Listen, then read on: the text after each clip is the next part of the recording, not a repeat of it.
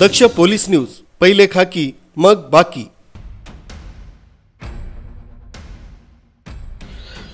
तब्बल 4.5 वर्षांनंतर झालेल्या पहिल्याच प्रभाग सभेत सर्व नगरसेवक प्रभागातील विविध समस्यांबाबत त्यांनी सर्व अधिकाऱ्यांना धारेवर धरत कामकाजाबाबत विचारणा केली।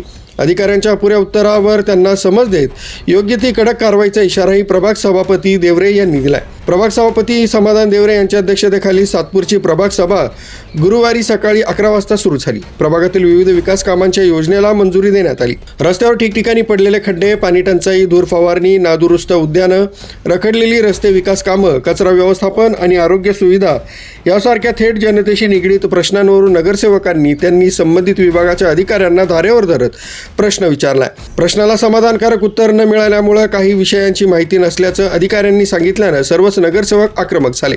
यावेळी सभापती देवरे यांनी अधिकाऱ्यांना प्रभागातील समस्यांची माहिती नसल्यानं त्यांना कडक शब्दात इशारा देत पुढच्या वेळेला परिपूर्ण माहिती घेऊन येण्याचे आदेश दिलेत।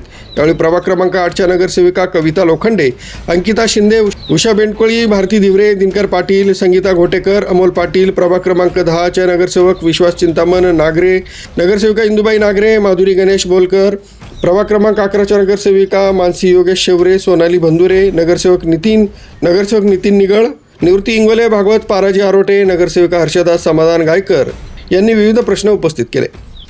न्यूज ब्युरो, दक्ष पोलीस न्यूज, नाशिक।